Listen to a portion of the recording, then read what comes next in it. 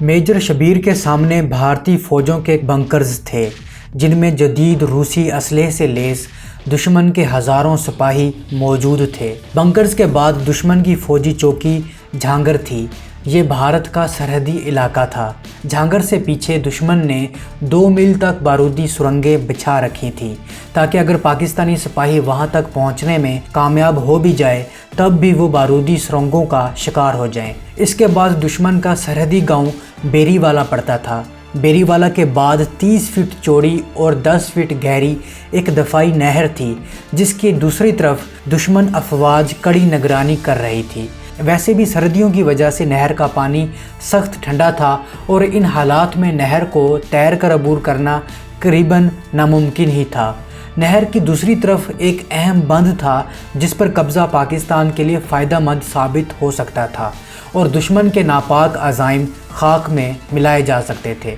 लेकिन मुश्किल ये थी कि इस वक्त सिर्फ़ एक पाकिस्तानी कंपनी मुयस्सर थी जबकि दुश्मन के हमरा टैंकों का स्क्वाड्रन और तोपखाना मौजूद था। ये जंगी मुहिम कुछ कम मुश्किल ना थी, लेकिन मेजर शबीर शरीफ हमेशा मुश्किलात से ही खेलते आए थे और नामुमकिनात को मुमकिनात में बदलने में उन्हें रूहानी तस्कीन हासिल होती थी। जब आपको इन मुश्किलात से वास्ता पड़ा तो इन्होंने अपने टारगेट को हासिल करने के लिए अपने जहन में मंसूबा बंदी कर ली थी। ये मिशन ऐसा था जिसमें ज़िंदगी की कम और मौत की ज़्यादा उम्मीद थी, बल्कि इसे शहादतों का सफ़र करार दिया जा सकता था। 12 रोज़ पहले से पाकिस्तान के मशरक़ी बाजू पर भारतीय अफवाज ने बाज़ाब्ता हमला कर रखा था, लेकिन 3 दिसंबर 1971 को पाकिस्तान का मगरबी हिस्सा भी भारतीय जलगार की जद में आ गया। दरअसल झांगर चौकी की जानिब से एक बड़े हमले की तवक्को की जा रही थी।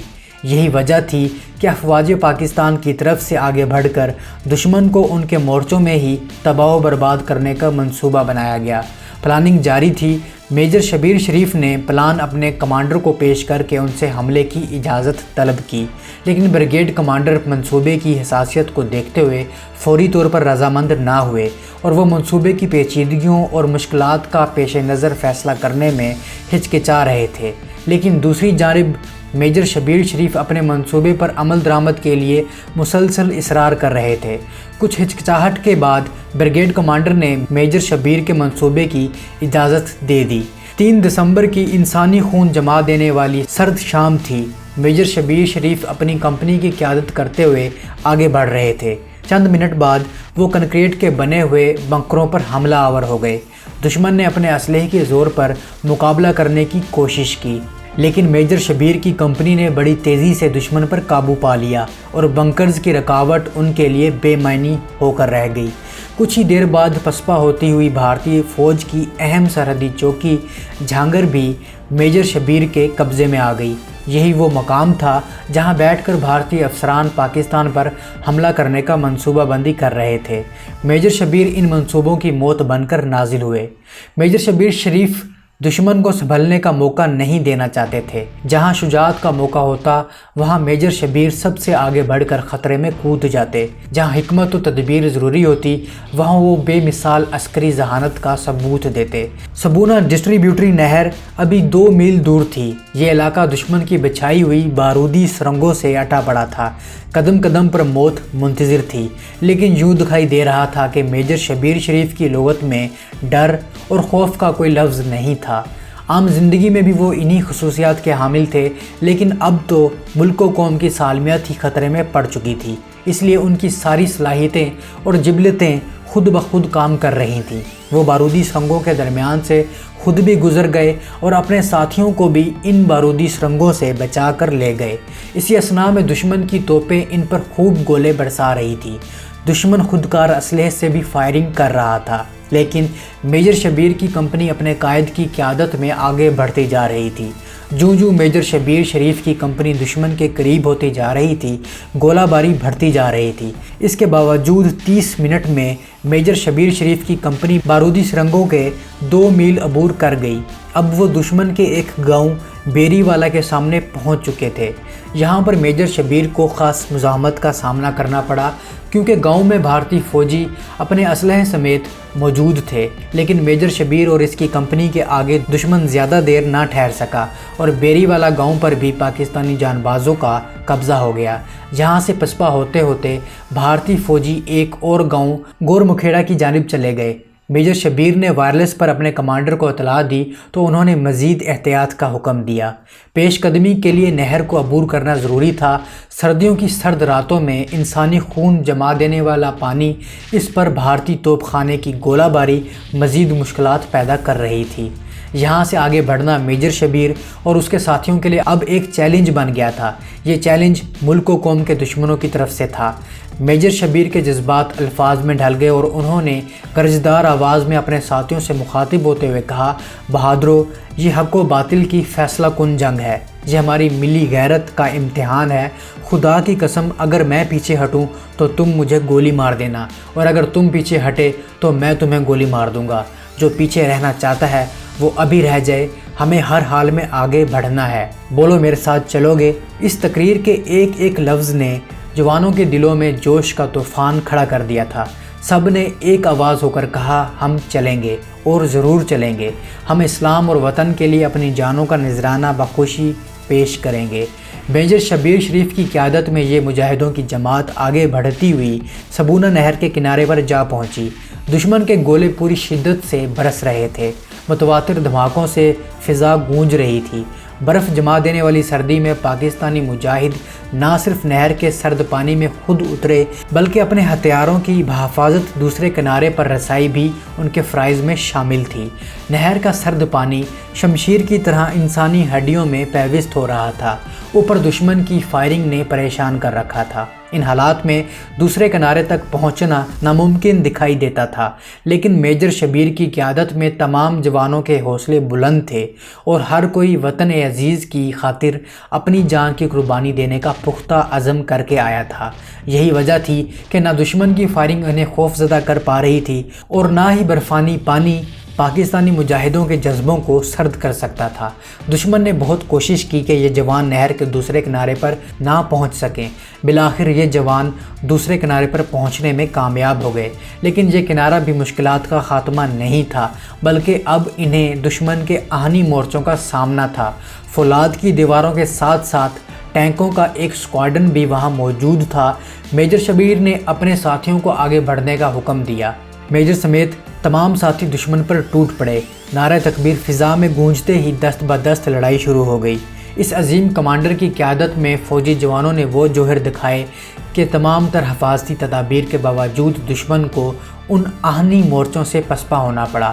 وہاں متعین 43 بھارتی فوجی مارے گئے اور 28 زندہ قیدی بنا لیے گئے۔ اس مارکے میں ٹینکوں نے بھی اپنے جوہر دکھانے کی کوشش کی، لیکن 4 ٹینکوں کو ہلنے سے پہلے ہی راکھ کا ڈھیر بنا دیا گیا تو باقی بھی خاموشی سے پسپا ہو گئے۔ اس مارکے میں کامیابی کے بعد دشمن کے علاقے میں بنائے ہوئے عظیم بند کے اہم حصوں پر پاکستان کا قبضہ ہو چکا تھا۔ نہر پر بندھا ہوا انتہائی اہم پل بھی پاکستان کے قبضے میں آ چکا تھا۔ گور مکھیڑا گاؤں کی طرف سے رابطے کا یہ واحد ذریعہ تھا۔ یہ فتح دشمن کی عسکری حیثیت پر شدید ضرب تھی۔ دشمن کے جن حفاظتی انتظامات کو سبھی ناقابل شکست تصور کرتے تھے، میجر شبیر نے اپنے ساتھیوں کے ہمراہ ان انتظامات کو تہس نہس کر کے رکھ دیا۔ میجر شبیر شریف مزید آگے بڑھنا چاہتے تھے، لیکن کمانڈنگ آفیسر مزید پیش قدمی پر رضامند نہ تھے۔ پاکستان مجاہدوں کے قدم مجبوراً رک گئے۔ دشمن سے چھینے ہوئے مورچوں میں ہی پوزیشن مستحکم کر لی گئی۔ اندھیری رات میں دن کے اجالے تو پہلے ہی چھپ چکے تھے، ماحول پر مکمل تاریکی چھا چکی تھی۔ میجر شبیر اس وقت اپنے مٹھی بھر ساتھیوں کے ساتھ دشمن کے علاقے میں موجود تھے۔ اسی دوران ہی ایک عجیب واقعہ پیش آیا۔ میجر شبیر شریف کی کمپنی پر حملہ کرنے والے بھارتی کمپنی کے کمانڈر کا نام میجر نارائن سنگھ تھا۔ جلد ہی اس تک یہ خبر پہنچ گئی کہ پاکستانی کمپنی کا کمانڈر بڑا سخت جان اور بہادر ہے۔ یہ سن کر نارائن میجر شبیر سے حسد محسوس کرنے لگا، حتیٰ کہ ان کی تعریف سن کر اس نے قسم اٹھا لی کہ وہ اس پاکستانی ناقابل شکست کمانڈر کو شکست دے گا یا موت قبول کرے گا۔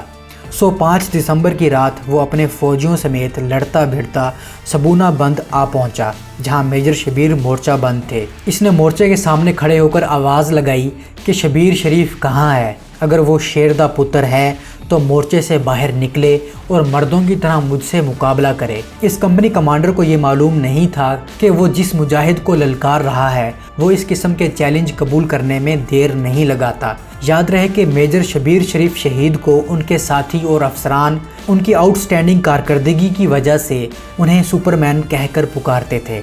अगले ही लम्हे इन्होंने अपने मोर्चे से बाहर छलांग लगाई और खम ठोंक कर भारतीय सूरमा के सामने आ गए। मेजर नारायण गलत फहमी की बिना पर उन्हें कमांडर शबीर नहीं बल्कि सिपाही समझा जो उस पर हमला कर रहा है, लिहाजा उसने मेजर शबीर की तरफ ग्रेनेड उछाल दिया।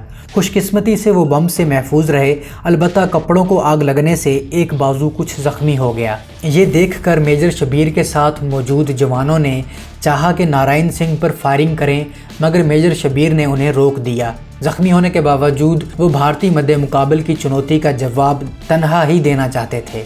बेचारे मेजर नारायण को खबर ना थी कि उसके हम मुकाबिल एक उम्दा बॉक्सर है। दरअसल पाकिस्तानी फ़ौजी अफसर के वालिद मोहम्मद शरीफ, मेजर शबीर और उनसे छोटे भाई मुमताज़ के माबीन बॉक्सिंग मैच कराते थे और इन मैचों में घुमसान का मुकाबला होता था। चुनांचे इन सख्त मुकाबलों ने शबीर शरीफ को बेहतरीन बॉक्सर और लड़ाका जवान बना दिया था। अब पाकिस्तानी और भारतीय मेजरों की दस्त बदस्त जंग शुरू हो गई। शबीर शरीफ ने मुक्कों के ताबड़तोड़ हमलों से नारायण सिंह का सारा गुरूर खाक में मिला दिया। जल्दी पाकिस्तानी मेजर के एक मुक्के ने उसे खाक चिटा दी। इसके बाद मेजर शबीर शरीफ ने फिलफोर नारायण सिंह की ही राइफल थामी और सारी गोलियां शिकस्त खोरदा भारतीय मेजर के सीने में उतार दी। भारतीय मेजर के साथ आए सिपाही अपने कमांडर का इबरत अंगेज इंजाम देखकर भाग खड़े हुए, लेकिन उनमें से कुछ मारे भी गए। यूँ मेजर शबीर आन बान और शान से महाज़े जंग में जन्म लेने वाला ये अनोखा मैच जीत गए। मेजर शरीफ ने भारतीय फ़ौज की जिस तरह दुर्गत बनाई थी, इसके नतीजे में फ़ौज के आला तरीन हुकाम को भी मालूम हो गया था कि उनका वास्ता किसी बड़ी बला से पड़ गया है। भारतीय फ़ौजी क़यादत ने ब्रिगेडियर सरजीत सिंह से कमान वापस ले ली और इस सेक्टर की तारीख़ के सबसे बड़े हमले का आगाज़ किया। 6 दिसंबर 1971 को दिन 11 बजे भारतीय टैंक एक दफ़ा फिर अपनी ज़मीन छुड़वाने के लिए मेजर शबीर शरीफ की तरफ बढ़ रहे थे। वो दुश्मन के इस्तकबाल के लिए खुद 102 मिलीमीटर गन के साथ तैयार थे। जब 2 टैंक उनके करीब पहुँचे तो इन्होंने पहले पर फायर किया और इसके परखचे उड़ा दिए। अब इनके पास मौका था कि वो गन छोड़कर दुश्मन के फायर से बचें, मगर उन्होंने दूसरे टैंक की तबाही मचाने के खदशे के पेश नज़र इस पर भी फायर शुरू कर दिया।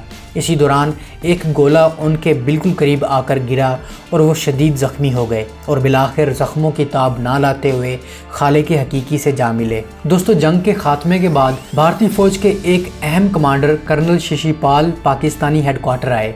इस मौके पर इन्हें कुछ भारतीय करेंसी वापस की गई और बताया गया कि ये भारतीय बंकरों पर मेजर शबीर शरीफ के कब्ज़े के बाद मिली थी।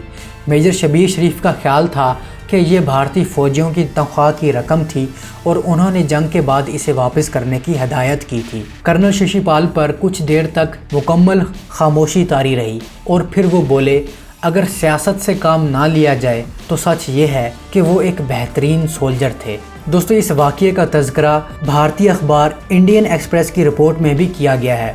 तो उम्मीद है दोस्तों आपको आज की ये वीडियो पसंद आई होगी। अगर आपको वीडियो पसंद आई है तो इसे लाइक कीजिए, दोस्तों के साथ शेयर कीजिए और अपनी राय का इजहार ज़रूर कीजिएगा। मैं मिलता हूँ एक नई वीडियो के साथ, तब तक के लिए इजाज़त, अल्लाह हाफिज़।